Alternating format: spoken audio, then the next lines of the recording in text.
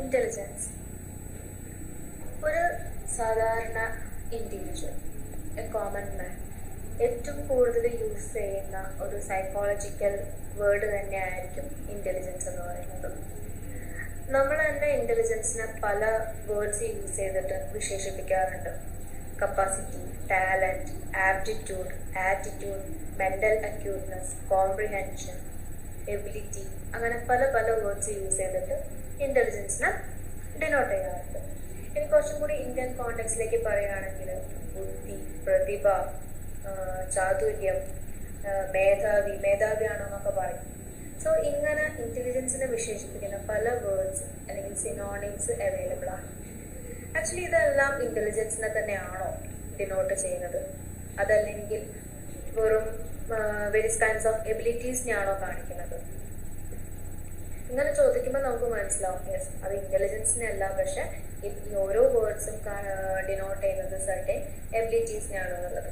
Abilities like understanding, reasoning power, mental alertness, relationships grasp ചെയ്യാനുള്ള ability, then ability to form good associations etcetera. ഇങ്ങനെയുള്ള പല എബിലിറ്റീസിനെയാണ് ഈ പറയുന്ന ഓരോ വേർഡ്സും ഡിനോട്ട് ചെയ്യുന്നത്. അതുകൊണ്ട് തന്നെ പല സൈക്കോളജിസ്റ്റുകളും ഇൻ്റലിജൻസിനെ പല രീതിയിലാണ് ഡിഫൈൻ ചെയ്തിട്ടുള്ളത്. ഡെഫിനിഷൻസിനെ തന്നെ നമ്മൾ എടുക്കുമ്പോൾ നമുക്ക് 4 ക്ലാസിഫൈ ചെയ്യാൻ സാധിക്കും. ഒന്നെന്ന് പറയുന്നത് definitions that define intelligence as an ability to learn. Ability to learn എന്ന രീതിയിൽ ഡിഫൈൻ ചെയ്തിരിക്കുന്ന സർട്ടൻ ഡെഫിനിഷൻസ് അവൈലബിൾ ആണ്. അതേപോലെ തന്നെ ഇൻ്റലിജൻസിനെ എബിലിറ്റി ടു എക്സിസ്റ്റ് എന്ന് പറയുന്ന ഡെഫിനിഷൻസും ഉണ്ട്. Then intelligence is defined as an ability to think abstractly. And finally, intelligence is defined in terms of global capacity. ഇങ്ങനെ 4 രീതിയിൽ നമുക്ക് ഡെഫിനിഷൻസിനെ തന്നെ ഡിവൈഡ് ചെയ്യാൻ സാധിക്കാം. ഇറ്റ്സ് ലൈക്ക് ഓരോ സൈക്കോളജിസ്റ്റുകളും അവർ വർക്ക് ചെയ്യുന്ന ഏരിയ ഏതാണോ അതിൻ്റെ ബേസിസിലാണ് ഇൻ്റലിജൻസിനെ ഡിഫൈൻ ചെയ്തിട്ടുള്ളത്. ഇപ്പം എക്സാമ്പിളായിട്ട് പറയുകയാണെങ്കിൽ എപ്പിക്ഹോസും തോണ്ടായിക്കും ഒക്കെ ഏറ്റവും കൂടുതൽ വർക്ക് ചെയ്യുന്നത് ലേണിംഗ് എന്ന് പറയുന്ന ഏരിയയിലാണ്. സോ അതുകൊണ്ട് തന്നെ അവർ ഇൻ്റലിജൻസിനെ ഡിഫൈൻ ചെയ്തിരിക്കുന്നത് ഒരു ലേൺ ചെയ്യാനുള്ള എബിലിറ്റി എന്ന രീതിയിലാണ് ഡിഫൈൻ ചെയ്യുന്നത്. നമ്മൾ ഇവിടെ നോക്കാൻ പോകുന്ന ഡെഫിനിഷൻ കുറേയും കൂടിയും ഒരു ഗ്ലോബൽ കപ്പാസിറ്റി എന്ന രീതിയിൽ ഡിഫൈൻ ചെയ്തിരിക്കുന്ന വെഷ്ലറിന്റെ ഡെഫിനിഷനാണ്.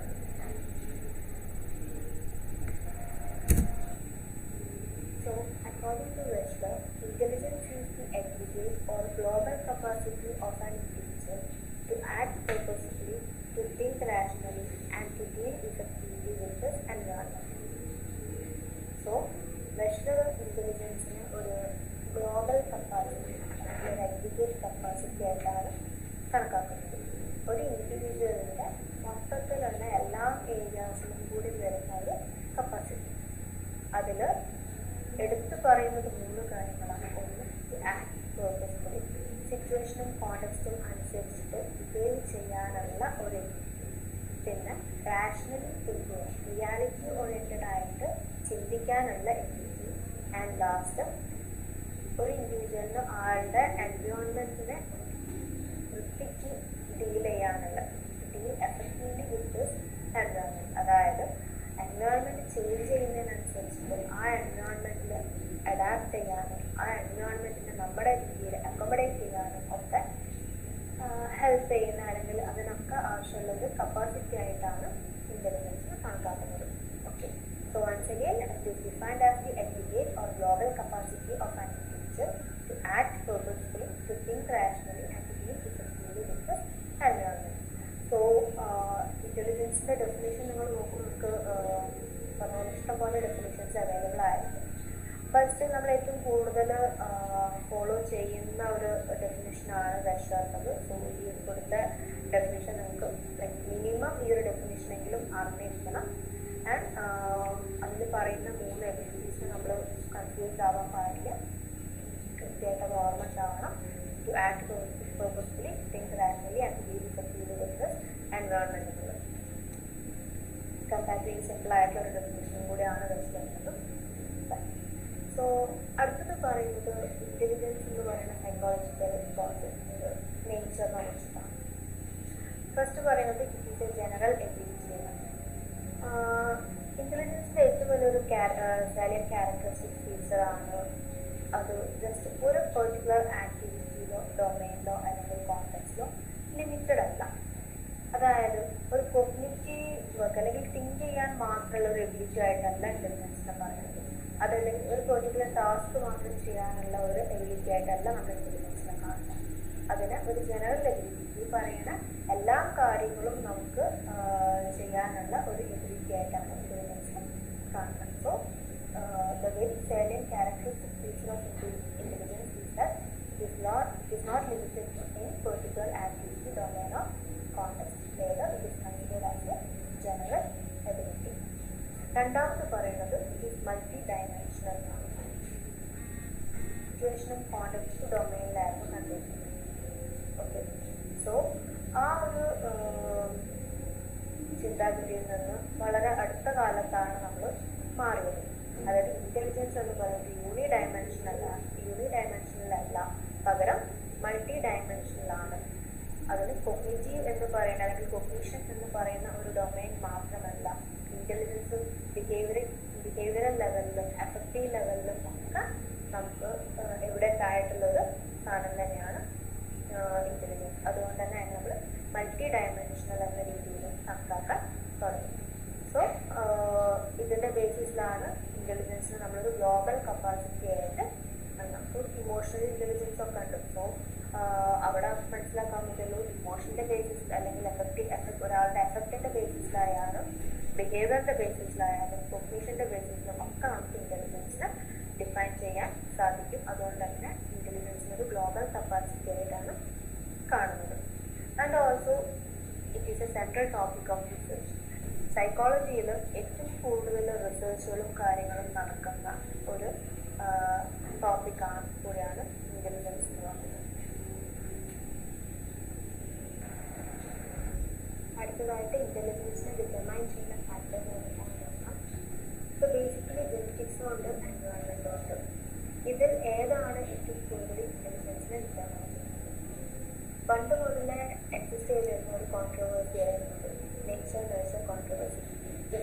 ജെനറ്റിക്സ് ആണോ ഏറ്റവും കൂടുതൽ ഡിറ്റർമൈൻ ചെയ്യുന്നത്, അതല്ലെങ്കിൽ എൻവയോൺമെൻ്റ് ആണോ?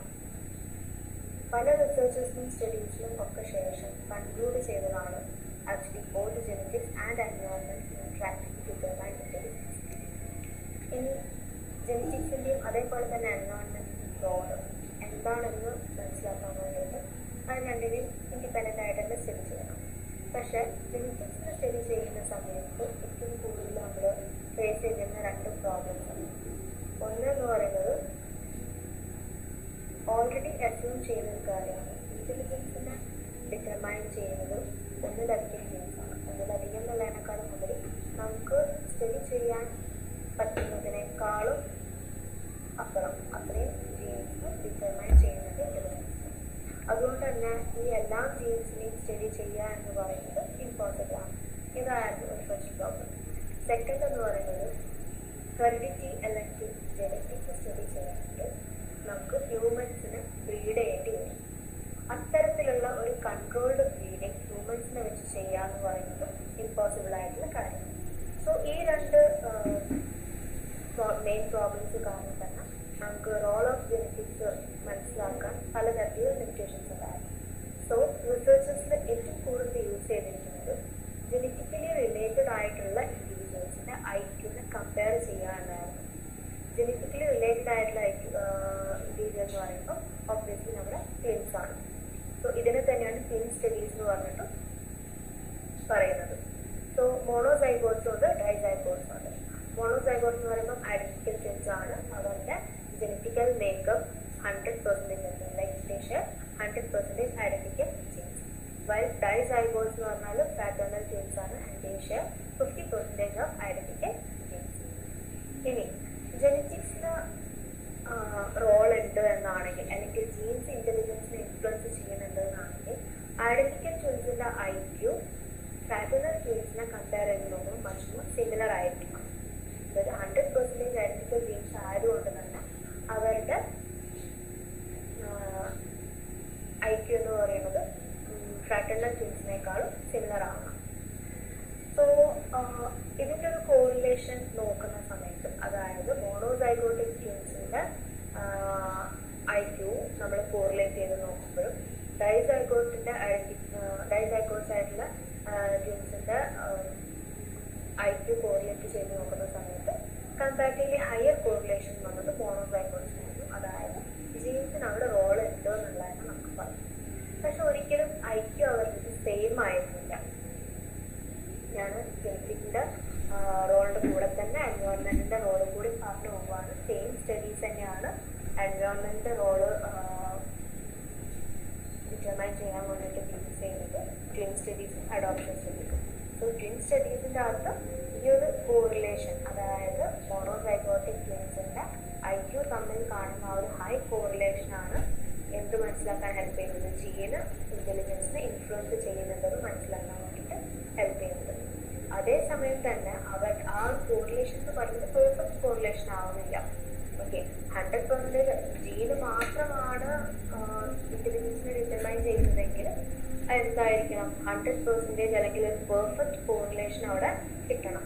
പക്ഷെ അതില്ല, ഏകദേശം കോറിലേഷൻ പെർഫെക്ഷൻ 0.60 0.70 ഇടയിലായിട്ടായിരുന്നു ഉണ്ടായിരുന്നത്.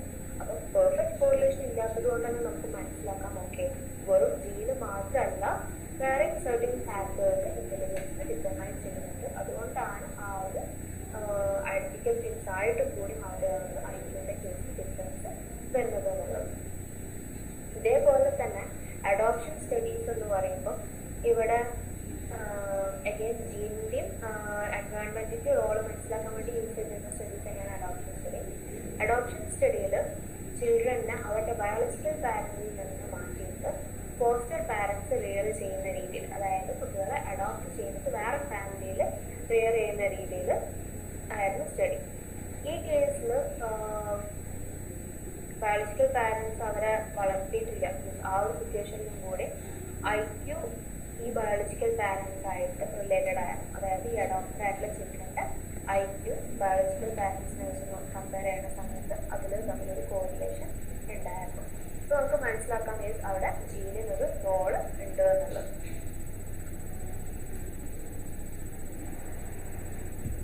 ഞാൻ നേരത്തെ പറഞ്ഞ പോലെ തന്നെ ട്വിൻ സ്റ്റഡീസിൻ്റെ കേസിൽ മോണോസൈഗോട്ടിക് ട്വിൻസ് ആയാലും കൂടി അവരുടെ ഇൻ്റലിജൻസ് അല്ലെങ്കിൽ IQ എന്ന് പറയുന്നത് സെയിം ആയിരുന്നില്ല, വ്യത്യാസം ഉണ്ടായിരുന്നു. ഹൈലി കോറിലേറ്റഡ് ആയിരുന്നു, പക്ഷെ വ്യത്യാസമുണ്ട്. ആ വ്യത്യാസം അല്ലെങ്കിൽ ആ ഡിഫറൻസിനുള്ള മെയിൻ റീസൺ എന്ന് പറയുന്നത് എൻവയോൺമെൻറ്റിൻ്റെ ഇൻഫ്ലുവൻസ് ആയിരുന്നു. രണ്ട് ട്വിൻസ് ആണെങ്കിലും കൂടി ആ രണ്ട് കുട്ടികളെ വളർത്തി വരുന്നതിലും അവർ ഫേസ് ചെയ്യുന്ന എക്സ്പീരിയൻസസും ഒക്കെ കാരണം ഉണ്ടാവുന്ന ഒരു ചേഞ്ച് ആയിരുന്നു ആ ഒരു വേരിയേഷൻ എന്ന് പറയുന്നത്. അതേപോലെ അഡോപ്ഷൻ സ്റ്റഡിയിൽ നോക്കുകയാണെന്നാണെങ്കിൽ അഡോപ്റ്റഡ് ചിൽഡ്രനും അതേപോലെ തന്നെ ഫോസ്റ്റർ പാരൻസിനും IQ തമ്മിലൊരു സിമിലാരിറ്റി ഉണ്ടായിരുന്നു. ഫോസ്റ്റർ പാരൻസ് എന്ന് പറഞ്ഞാൽ ആരെ എടുത്ത് വളർത്തുന്ന പാരൻസ്. അപ്പം ഈ ഒരു സിമിലാരിറ്റിക്കുള്ള മെയിൻ റീസൺ എന്ന് പറയുന്നത് ഈ ഫോസ്റ്റർ പാരൻസ് ആണ് അവരുടെ എൻവയോൺമെൻറ്റിന്, അതായത് ഈ കുട്ടികളുടെ എൻവയോൺമെൻറ്റിന് ഷേപ്പ് ചെയ്യുന്നത്. അതുകൊണ്ട് തന്നെ ഈ ഫോസ്റ്റർ പാരൻസും ആ ചിൽഡ്രനും തമ്മിൽ ഒരു IQയുടെ resemblance കണ്ടെടുക്കാറുണ്ട്. And also adoption studies indicate that siblings reared together are more similar in IQ than siblings reared apart. അതായത് രണ്ട് കുട്ടികളെ ഒരുമിച്ച് വളർത്തുമ്പോഴും അവരെ വേറെ വേറെ ഫാമിലിയിൽ വളർത്തും, അതായത് ഡിഫറെൻറ്റ് എൻവയോൺമെൻറ്റിൽ വളർത്തുന്ന സമയത്ത് അവരുടെ IQൻ്റെ സർട്ടൻ ഡിഫറൻസസ് കാണുന്നുണ്ട് എന്നുള്ളതാണ്. സോ ഇതൊക്കെയാണ് എൻവയോൺമെൻറ്റും ആക്ച്വലി ഇൻഫ്ലുവൻസ് ചെയ്യുന്നത് ഇൻഫ്ലുവൻസ് എന്നുള്ള സപ്പോർട്ട് ചെയ്യുന്ന certain findings. And also entirely unrelated ആയിട്ടുള്ള ചിൽഡ്രൻ രണ്ട് വേറെ വേറെ വീടുകളിൽ വളർത്തുന്ന സമയത്തും സർട്ടൻ റിസംബ്ലൻസ് എൻറ്റയർലി അൺറിലേറ്റഡ് ആയിട്ടുള്ള ചിൽഡ്രനെ നമ്മൾ ഒരേ വീട്ടിൽ തന്നെ വളർത്തുന്ന സമയത്തും നമുക്ക് അവരുടെ IQൻ്റെ അകത്തൊരു സിമിലാരിറ്റി അല്ലെങ്കിൽ റിസംബ്ലൻസ് കാണാൻ സാധിക്കാറുണ്ട്. ഇനി ഐഡന്റിക്കൽ ട്വിൻസിനെ നമ്മൾ വേറെ എൻവയോൺമെൻറ്റിൽ വളർത്തുകയാണെന്ന് വിചാരിക്കുക, അവിടെ അവരുടെ IQ വ്യത്യാസം ഉണ്ടാവും. ഇത്രയും കാര്യങ്ങളൊക്കെ എന്തിനാണ് സപ്പോർട്ട് ചെയ്യുന്നത്, ഇൻ്റലിജൻസിനെ എൻവയോൺമെൻറ്റിൽ ഇൻഫ്ലുവൻസ് ചെയ്യുന്നുണ്ട് എന്നുള്ളതാണ്. So entirely unrelated children who are raised in the same house also show a significant resemblance in IQ, and all these findings indicate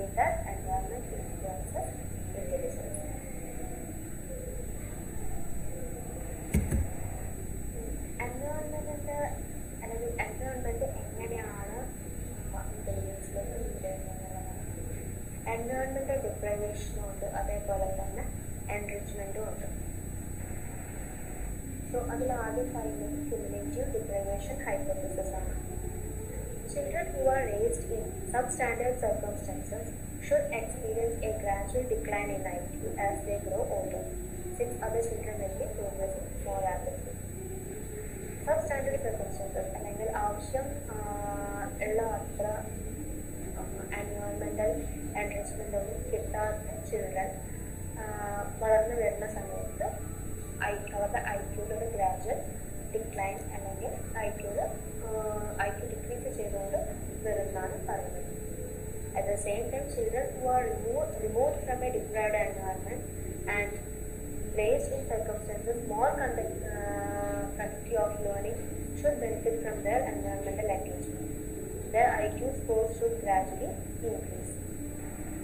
അതായത് ഒരു ഡിപ്രൈവ്ഡ് എൻവയോൺമെൻറ്റ് ഉള്ള സ്ഥലത്തിൽ നിന്ന് കുട്ടികളെ മാറ്റിയിട്ട് ഹൈലി ഒരു എൻറിച്ച്ഡ് എൻവയോൺമെൻറ്റിലേക്ക് മാറ്റുകയാണ്. അതായത് ലേണിങ്ങിനെയും ഒക്കെ റെയിൻഫോഴ്സ് ചെയ്യുന്ന രീതിയിലുള്ള ഒരു എൻവയോൺമെൻറ്റിലേക്ക് മാറ്റുകയാണെന്നുണ്ടെങ്കിൽ അവരുടെ ഐക്യൂവിൽ ഒരു ഗ്രാജുവൽ ഇൻക്രീസ് കാണാൻ തുടങ്ങുമെന്നാണ് പറയുന്നത്. സോ ഇവിടെ നമുക്ക് മനസ്സിലാക്കാം എൻവയോൺമെൻറ്റൽ ഡിപ്രൈവേഷൻ അതേപോലെ തന്നെ എൻറിച്ച്മെൻറ്റും ഒരു ആളുടെ ഐക്യൂവിൽ ഡിറ്റർമൈൻ ചെയ്യുന്നതിൽ റോളുണ്ട്. സോ ഐക്യു എന്ന് പറയുന്നത് ഒരിക്കലും ചേഞ്ച് ചെയ്യാൻ പറ്റാത്തൊരു എൻറ്റിറ്റി അല്ല എന്നുള്ളത് നമുക്ക് മനസ്സിലാക്കാൻ കഴിയുന്നുണ്ട്. That they are sensitive to environmental influences. എൻവയോൺമെൻറ്റിലുള്ള ഫാക്ടേഴ്സിന് അനുസരിച്ചിട്ട് IQ സ്കോർസ് ചേഞ്ച് ചെയ്യാനുള്ള സാധ്യത ഏറെയുണ്ട്.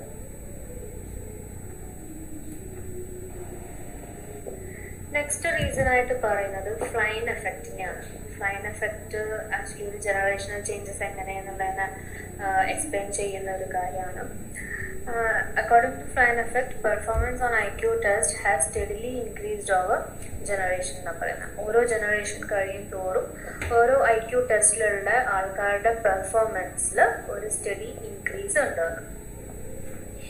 പണ്ടൊക്കെ അതായത് 1930s ആ ഒരു കാലഘട്ടത്തിലൊക്കെ ഒരു IQ ടെസ്റ്റ് ഡെവലപ്പ് ചെയ്ത് കഴിഞ്ഞാൽ അതിനൊരു നോമും ഡെവലപ്പ് ചെയ്ത് കഴിഞ്ഞാൽ ആ സെയിം നോം തന്നെയായിരുന്നു യൂസ് ചെയ്തുകൊണ്ട് ഇരുന്നിരുന്നത്. അതായത് നോംസിൽ ചേഞ്ചസോ കാര്യങ്ങളോ ഒന്നും വരുത്താറുണ്ടായിരുന്നില്ല. അങ്ങനെ ഇരിക്കെ ഒരു US മിലിറ്ററിയിൽ യൂസ് ചെയ്തുകൊണ്ടിരുന്ന ഒരു IQ ടെസ്റ്റ് ചെയ്തുകൊണ്ട് നിൽക്കുമ്പം ജെയിംസ് ഫ്ലൈൻ നോട്ടീസ് ചെയ്ത ഒരു കാര്യമായിരുന്നു, നമുക്ക് ഒരു IQ സ്കോർ 100 കിട്ടാൻ ആവശ്യമുള്ള കുറച്ച് സർട്ടൻ പോയിന്റ്സ് ഉണ്ടാവും. ഫോർ എക്സാമ്പിൾ ആയിട്ട് പറയുകയാണെന്നാണെങ്കിൽ ഒരു പെർട്ടിക്കുലർ ടെസ്റ്റിൻ്റെ അകത്ത് 120 പോയിന്റ്സ് കിട്ടിക്കഴിഞ്ഞാൽ നമ്മുടെ IQ സ്കോർ 100 ആവും. ഓക്കെ, പക്ഷെ കുറച്ച് കാലം കഴിയുമ്പോൾ, അതായത് ഏർലിയർ പണ്ട് കാലത്ത് 120 കിട്ടിയാൽ IQ 100 ആണ് എന്നുള്ളത് പറയാമായിരുന്നു. പക്ഷെ ഇപ്പം അത് എന്താ പറയുക, ഒരു 150 സ്കോർ ചെയ്യണം. ലൈക്ക് 150 പോയിന്റ്സ് കിട്ടിയാൽ മാത്രമേ 100 എന്ന് പറയുന്ന IQ കിട്ടുന്നുള്ളൂ. അതെന്തുകൊണ്ടാണ് അങ്ങനെ വരുന്നത്? ലൈക്ക് ഇനീഷ്യലി ഒക്കെ 150 എന്ന് പറയുന്ന ഒരു പോയിന്റ് മതിയായിരുന്നു 100 എന്ന് പറയുന്ന IQ കിട്ടാൻ വേണ്ടിയിട്ട്. പക്ഷെ പിന്നീട് ഒരു ഗ്രാജുവലി ആ പോയിന്റിൻ്റെ അകത്ത് ഒരു ഗ്രാജുവൽ ഇൻക്രീസിനുള്ള കാരണം എന്താണെന്നുള്ളത് നോട്ടീസ് ചെയ്തിട്ടായിരുന്നു ജെയിംസ് ഫ്ലൈന് കുറച്ച് സ്റ്റഡീസ് നടത്തിയത്. അതും 20 നേഷൻ വൈഡായിട്ട് 20 നേഷൻസിൽ ഒരു സ്റ്റഡി നടത്തി. ആൻഡ് അതിൽ നിന്ന് മനസ്സിലാക്കിയത് എന്താണെന്ന് വെച്ചാൽ IQ പെർഫോമൻസ് എന്ന് പറയുന്നത് ഓരോ ഡീക്കേഡ് കഴിയുമ്പോഴും ഇൻക്രീസ് ചെയ്യുന്നുണ്ട് എന്നുള്ളതാണ്. അതായത് 1930s തൊട്ടിട്ടുള്ള കണക്ക് വെച്ച് നോക്കുകയാണെങ്കിൽ 1930s തൊട്ടിട്ട് ആൾക്കാരുടെ IQ പെർഫോമൻസ് ഇൻക്രീസ് ചെയ്യുന്നുണ്ട്. അപ്പോൾ നമ്മൾ പറയുകയാണെങ്കിൽ ഇന്ന് നമുക്ക് 120 എന്ന് പറയുന്ന സ്കോർ 100 മീൻസ് ഒരു പോയിന്റ് 120 എന്ന് പറയുന്ന പോയിന്റ് 100 എന്ന IQ ആണ് തരുന്നതെങ്കിൽ 1930s വെറും 90 പോയിന്റ്സ് കിട്ടിയിട്ടുണ്ടെന്നായിരുന്നെങ്കിൽ അത് 100 എന്നുള്ളൊരു IQ തരുമായിരുന്നു. പക്ഷെ ഇന്ന് ആ 90ന്റെ സ്ഥാനത്ത് 120 വേണ്ടി വന്നു 100 എന്ന IQ കിട്ടാൻ വേണ്ടിയിട്ട്. സോ ഈ ഒരു വേരിയേഷൻ അല്ലെങ്കിൽ ഈ കാണുന്ന ഒരു ഫ്ലക്ച്വേഷനാണ് ഫ്ലൈൻ എഫക്റ്റ് എന്ന് പറയുന്നത്. സോ ഒരിക്കലും ഒരാളുടെ ജീൻ പൂൾ അല്ലെങ്കിൽ ജനറ്റിക് മേക്കപ്പ് അല്ലെങ്കിൽ ഒരു ഫാമിലിയിൽ ഹെറിഡിറ്ററി ആയിട്ട് നമ്മൾ കൈമാറി വരുന്ന ആ ഒരു ജനറ്റിക് മേക്കപ്പ് എന്ന് പറയുന്നത് ജസ്റ്റ് 1 കൊല്ലം കൊണ്ടോ 10 കൊല്ലം കൊണ്ടോ ഒന്നും മാറുന്ന ഒരു കാര്യമല്ല. ഒരു ജീൻ പൂളിൽ ചേഞ്ച് ചെയ്യണമെങ്കിൽ 70 ഇയേഴ്സ് വേണം എന്നാണ് പറയുന്നത്. ഒബ്വിയസ്ലി എവല്യൂഷണറി ടേംസിൽ പറയുകയാണെങ്കിൽ ഈ 70 ഇയേഴ്സ് എന്ന് പറയുന്നത് ജസ്റ്റ് ഒരു ഫ്രാക്ഷൻ ഓഫ് സെക്കൻഡ് പോലെ ആയിരിക്കും എവല്യൂഷണറി ടേമിൽ പറയുമ്പോൾ. പക്ഷെ അത്രയും ഇയേഴ്സ് വേണം. 70 ഇയേഴ്സ് ഉണ്ടെങ്കിൽ മാത്രമേ ജനറ്റിക് മേക്കപ്പിൽ ഒരു ചേഞ്ച് വരുള്ളൂ, വേരിയേഷൻസും കാര്യങ്ങളും വരുന്നുള്ളൂ. സോ അങ്ങനെയാണെങ്കിൽ എന്തുകൊണ്ടാണ് ഈ year by year decade by decade ആകുന്ന സമയത്ത് ഇത്രയും ഐക്യുലൊരു വ്യത്യാസം വരുന്നത് എന്നുള്ളത് നോക്കുമ്പോൾ നമുക്ക് ഈസിലി മനസ്സിലാക്കാൻ പറ്റുന്ന ഒരു കാര്യമാണ് അത് എൻവയോൺമെന്റിന്റെ ഇൻഫ്ലുവൻസ് കാരണം തന്നെ ആണെന്ന്. സോ ഈ 2 കാര്യത്തിന്റെ ബേസിസിലാണ് എൻവയോൺമെന്റിന് ഇൻഫ്ലുവൻസ് ഉണ്ട് എന്നുള്ളത് പറയുന്നത്. ഇനി എങ്ങനെയാണ് ഹെറിഡിറ്ററിയും അതേപോലെ തന്നെ എൻവയോൺമെന്റും ഇന്ററാക്ട് ചെയ്യുന്നത്? രണ്ടും നമ്മളെ ഇന്റലിജൻസിനെ ഇൻഫ്ലുവൻസ് ചെയ്യുന്നുണ്ട് ഒരു പരിധി വരെ, അല്ലെങ്കിൽ ലൈക്ക് അതും ഒരു സിഗ്നിഫിക്കൻറ്റ് ഡിഗ്രി വരെയോളം തന്നെ രണ്ടും ഇൻഫ്ലുവൻസ് ചെയ്യുന്നുണ്ട് ഇന്റലിജൻസിനെ. ആൻഡ് അതിന്റെ എഫക്റ്റ് എന്ന് പറയുന്നത് വളരെയധികം ഡൈനാമിക്കും റെസിപ്രോക്കലും ആണ്. കാരണം എന്ന് വെച്ചാൽ ചേഞ്ച് ചെയ്തുകൊണ്ട് നിൽക്കുന്നതും അതേപോലെ തന്നെ അങ്ങോട്ടും ഇങ്ങോട്ടും ജനറ്റിക് ഫാക്ടേഴ്സ് എൻവയോൺമെന്റൽ ഫാക്ടേഴ്സിനെയും എഫക്ട് ചെയ്യുന്നുണ്ട്, അതേപോലെ തന്നെ തിരിച്ചും നടക്കുന്ന ഒരു കാര്യമാണ്. സോ ഈ ഒരു ഇന്ററാക്ഷനെ, ഹെറിഡിറ്റിയും അതേപോലെ തന്നെ എൻവയോൺമെന്റും തമ്മിലുള്ള ഇന്ററാക്ഷനെ എക്സ്പ്ലെയിൻ ചെയ്യുന്ന ഒരു മോഡലാണ് സാൻഡ്രാസ്കാർ 1991 ഡെവലപ്പ് ചെയ്ത റിയാക്ഷൻ റേഞ്ച് മോഡൽ. ഇവിടെ according to Scarr, heredity may set certain limits on intelligence and that environmental factors determine where individuals fall within these limits. അതായത് ഒരു ഇൻഡിവിജ്വൽ ജനിക്കുന്ന സമയത്ത് അയാളുടെ ഹെറിഡിറ്റി സർട്ടൻ ലിമിറ്റ്സ് തീരുമാനിച്ചു വെച്ചിട്ടുണ്ടാവും. അയാളുടെ ഇന്റലിജൻസ് എങ്ങനെയായിരിക്കണം, അല്ലെങ്കിൽ ഇത്രതിൻ്റെ ഉള്ളിൽ വരണം എന്നുള്ള ആ ഒരു ലിമിറ്റ് ഹെറിഡിറ്റി നമുക്ക് തരുന്നുണ്ടാവും. ആൻഡ് എൻവയോൺമെന്റൽ ഫാക്ടേഴ്സ് തീരുമാനിക്കുന്നത് എന്താ, ആ ലിമിറ്റിന്റെ ഉള്ളിൽ, അതായത് ഹെറിഡിറ്റി തീരുമാനിച്ച ആ ലിമിറ്റിന്റെ ഉള്ളിൽ ഇൻഡിവിജ്വൽ എവിടെ വരണം എന്നുള്ളത് എൻവയോൺമെന്റൽ ഫാക്ടർ തീരുമാനിക്കുന്നു. So according to this idea, genetic makeup places an upper limit on a person's IQ that can't be exceeded even when environment is ideal. അപ്പം ഒരു കുട്ടി ജനിക്കുന്ന സമയത്ത് ആ കുട്ടിക്ക് ഒരു എന്താ പറയാ അപ്പർ ലിമിറ്റ് ഉള്ള തന്നെ ഒരു IQ ലെവലിലാണ് കുട്ടി ജനിക്കുന്നതെന്ന് വിചാരിക്കാം. പക്ഷെ എത്ര തന്നെ ഐഡിയൽ ആയിട്ടുള്ള ഒരു എൻവയോൺമെന്റിൽ വളർന്നാലും ശരി, ആ ജനറ്റിക് മേക്കപ്പ് തീരുമാനിച്ച ആ ഒരു അപ്പർ ലിമിറ്റിനേക്കാളും മേലെ ഒരിക്കലും IQ എക്സീഡ് ചെയ്യില്ല എന്നാണ് പറയുന്നത്. Heredity is also thought to place a lower limit on an individual's IQ. Although extreme circumstances, for example being locked in an attic until age 10, could drag a person's IQ beneath this boundary. അതായത് ഇനി upper limit പറഞ്ഞാൽ ഒരിക്കലും upper limit cross ചെയ്യാൻ പറ്റില്ല, എത്രത്തോളം environment ideal ആണോ എന്ന് പറഞ്ഞാലും. അതേപോലെ തന്നെ ഒരു ലോവർ ലിമിറ്റും ഹെറിഡിറ്ററി പ്ലേസ് ചെയ്യുന്നുണ്ട്. അപ്പം എത്ര മോശപ്പെട്ട എൻവയോൺമെന്റിൽ വളർന്നാലും, അതായത് എക്സാമ്പിൾ ആയിട്ട് പറഞ്ഞത് ഒരു മുറിയുടെ ഉള്ളിൽ 10 വയസ്സ് വരെ കൂട്ടിയിട്ട് ഒത്തിരി വളർത്തിയാലും ശരി, ആ ഒരു ലോവർ ലിമിറ്റിനേക്കാളും താഴേക്ക് ഇന്റലിജൻസ് പോവില്ല, അല്ലെങ്കിൽ IQ പോവില്ല എന്നുള്ളതാണ്. ഈ ഒരു ടേമിനാണ് റിയാക്ഷൻ റേഞ്ച് എന്ന് തന്നെ പറയുന്നത്, ഇത് എക്സ്പ്ലെയിൻ ചെയ്യാൻ വേണ്ടിയിട്ട്. Reaction range refer to these genetically determined limits on IQ.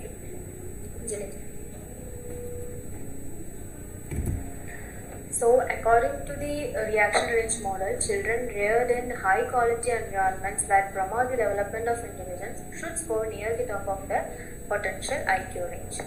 അതായത് ഈ ഒരു മോഡൽ പ്രകാരം അത്രയും നല്ല ക്വാളിറ്റി ഉള്ള ഒരു എൻവയോൺമെന്റിൽ വളർന്ന ഒരു കുട്ടിയാണ് എന്നാണെങ്കിൽ ആ കുട്ടിയുടെ പൊട്ടൻഷ്യൽ IQ എന്ന് പറയുന്നത് ഏറ്റവും ആ ലിമിറ്റ്, ആ കുട്ടിക്ക് വെച്ചിട്ടുള്ള ആ ഒരു ലിമിറ്റിലുള്ള ഏറ്റവും ഹൈസ്റ്റ് ആയിരിക്കണം. അതേപോലെ തന്നെ വളരെ മോശപ്പെട്ട അല്ലെങ്കിൽ ലെസ് ഐഡിയൽ ആയിട്ടുള്ള സർക്കംസ്റ്റൻസസിൽ വളർന്ന ഒരു കുട്ടിയാണെന്നാണെങ്കിൽ ആ കുട്ടിയുടെ IQ എന്ന് പറയുന്നത് അയാളുടെ റിയാക്ഷൻ റേഞ്ചിന്റെ ലോവർ സ്കോറും ആയിരിക്കും. ഈ കോൺസെപ്റ്റ് തന്നെ എന്തിനേയും എക്സ്പ്ലെയിൻ ചെയ്യുന്നുണ്ട്. എന്തുകൊണ്ടാണ് ചില കുട്ടികൾ വേറെ എൻവയോൺമെന്റിൽ നിന്ന് വന്നിട്ട് കൂടി ഹൈ IQ ഉണ്ടാവുന്നത്, അതല്ലെങ്കിൽ നല്ല എൻവയോൺമെന്റിലുള്ള കുട്ടികൾക്ക് എന്തുകൊണ്ടാണ് ലോ IQ വരുന്നത് എന്നുള്ളത് കൂടി എക്സ്പ്ലെയിൻ ചെയ്യുന്നുണ്ട്. കാരണം അവർ ബൈ ഹെറിഡിറ്റി അവരുടെ റിയാക്ഷൻ റേഞ്ച് എന്ന് പറയുന്നത് ലൈക്ക് ഒരു സർട്ടൻ IQ അല്ല, ഒരു റേഞ്ച് ഓഫ് IQs പോസിബിൾ ആണ് ആ ഒരു ഇൻഡിവിജ്വലിന്. സോ പല കാരണങ്ങളാൽ ഒരു പുവർ എൻവയോൺമെന്റിൽ വളരുമ്പോൾ ലോ ഐക്യൂലേക്ക് പോകുന്നതിന് പകരം ഹൈ ഐക്യൂലേക്ക് വരാനുള്ള ചാൻസസ് ഉണ്ട്. കാരണം ആൾക്ക് ബൈ ഹെറിഡിറ്റി ആ ഒരു ഐക്യു എന്ന് പറയുന്നത് പോസിബിൾ ആണ് എന്നുള്ളതുകൊണ്ട്. സോ ഇത്രയും കാര്യങ്ങൾ പറഞ്ഞത് ക്ലിയർ ആയിരിക്കും എന്ന് വിചാരിക്കുന്നു. ഇത് തറവായിട്ട് നോക്കുക. മെയിൻലി ഞാൻ പ്രിഫർ ചെയ്യുന്നത് നിങ്ങൾ തീംസ് ആൻഡ് വേരിയേഷൻസ്, വെയ്റ്റിൻ്റെ തീംസ് ആൻഡ് വേരിയേഷൻസും അതേപോലെ തന്നെ ബ്രജ് കുമാർ മിശ്രയുടെ ഇൻട്രൊഡക്ഷൻ ടു സൈക്കോളജി റെഫർ ചെയ്യുക. തൽക്കാലം ഈ ഒരു ഷോർട്ട് പീരീഡിനുള്ളിൽ ഈ 2 ബുക്സ് ഒന്ന് നോക്കിയിട്ട് ഇത്രയും കാര്യങ്ങളൊന്ന് പ്രിപ്പയർ ചെയ്യുക. ഇത്രയും പറഞ്ഞ പോയിന്റ്സ് നിങ്ങൾ കഴിയണമെന്ന് സ്കിപ്പ് ചെയ്യാണ്ടെന്ന് നോക്കിയാൽ തന്നെ വലിയ ബുദ്ധിമുട്ടുകളൊന്നും ഉണ്ടാവില്ല എന്ന് വിചാരിക്കുന്നു. So okay, fine. Thank you.